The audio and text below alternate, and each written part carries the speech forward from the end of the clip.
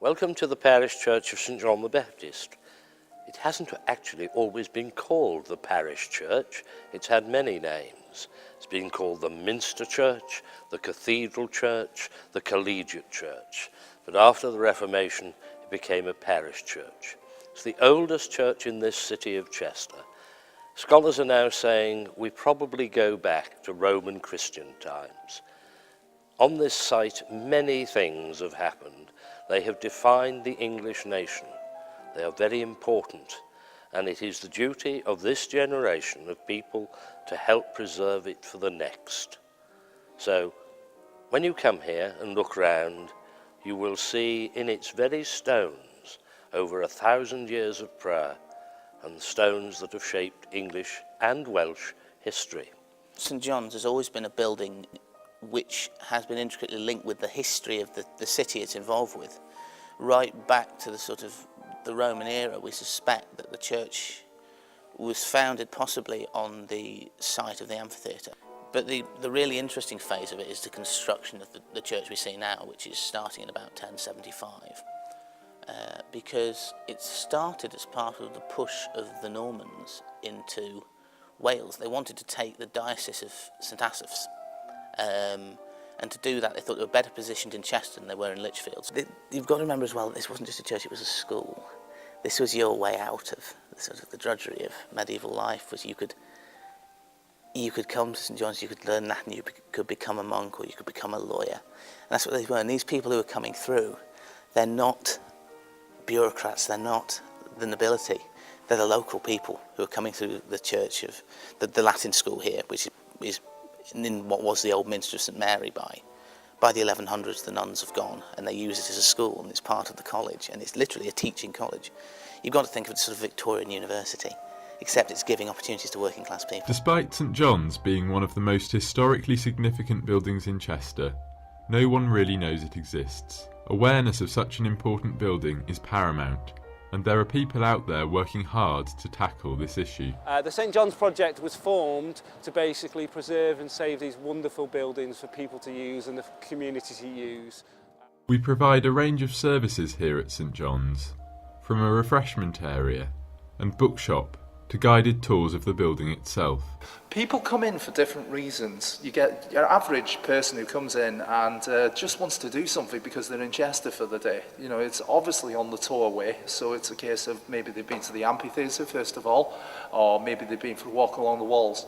Usually you'll find that a different type of person comes in, maybe if it's been raining, just to keep dry. They'll do their own thing. They don't want a tour, they just want to walk around. A lot of people do. You get others who come in just to pray, because at the end of the day, it is a church. And then you get other people who come in because they're interested in historical things. They take one look at the door, even people from Chester, they don't know it exists here. It's like the hidden jewel in the crown in a lot of ways. They're walking and it's almost like, wow. And then you get others on your bus tours, like the group of ladies maybe you might have seen earlier, where they want a little bit of history, they want a quick tour around, and they want to move on to the next thing. Chances are that he would have been on the last of the Crusades. Only 5 foot, but back in those days, a lot of people weren't that tall. He would have been finished with dogs at the bottom of his feet, and you can see where the strap comes across there, where the sword would come down. A lot of people, I don't know why, but a lot of people say their legs are crossed, almost like they're like a crucifixion, you know, like on the cross. I'm not quite sure. I love it. I'm not very religious, but I love history, and this place has got that eclectic mix. It's got everything. It's got so much of history, just in abundance, if it makes any sense, from early 607 straight the way through Anglo-Saxon, straight the way through to Cromwell's army holding it in the siege of Chester, or even further on again where you've got an organ that was part of history when Queen Victoria entered the throne. It's just got that dada about it, it really has. So that's a bit of the history. You'll undoubtedly hear more. But what of the future? What is the place of the church in this modern world? The acoustics in this church are very good, especially for choirs and small orchestras. But we even have a bigger orchestra, and when they are seated in this area, it's very cramped and very difficult for the audience to see them because they're at the wrong level. What we're proposing to do is sweep away all these pews, bring the level out to the same as the sanctuary, and bring it right forward to the front of these pillars so that we have a great big area which will be a stage for orchestras, for concerts, for choirs, even for plays and productions of that kind which will be suitable in a church. We think that that will increase the value of this church to the community in Chester, particularly those who want to come to concerts and want to see spectacles.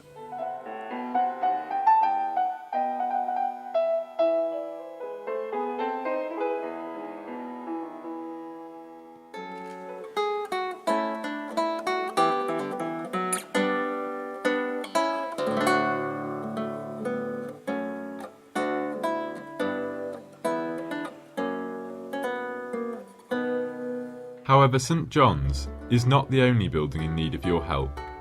Sister Church St Peter's also has plans for the future to help increase its function in the local community. We are already running an internet cafe from St Peter's, which members of the community can come and use at their leisure. However, there are plans to expand this service and make it more accessible. As you can see, there's a large amount of space up here which at the moment isn't used for anything at all. So it's our vision in the future to really open up this space and maybe use it to extend the internet cafe as a facility for the rest of the community. So it's a really exciting project. It's got a long way to go. We're currently working on the living history activity, so we can get people dressed up in 17th century Civil War gear and all that type of stuff. So it's pretty exciting. Everyone can get involved with the St John's project. We've got, I say, people from all over the world involved. Whatever you know, whatever your faith, creed, colour, whatever you are, we want you involved. My name is Isabel. I am from Madrid, and I have been working as a volunteer manager for St. John's Project for almost 1 year. It has proved an invaluable personal and professional experience, allowing me an insight into inspirational heritage and community-based projects. We've got lots of different roles, from social media, PR, volunteering, serving cups of tea, coffee, running our internet cafe, doing funding bid work, whatever shakes your boat, we can find something for you. There are lots of different ways to get involved with the St John's project and help save these two magnificent buildings. The Duke of Westminster himself is backing the project. To pledge £500,000 from my family. Please help us restore them to their rightful place. Right at the heart of the community. The heart of the community. At the heart of the community.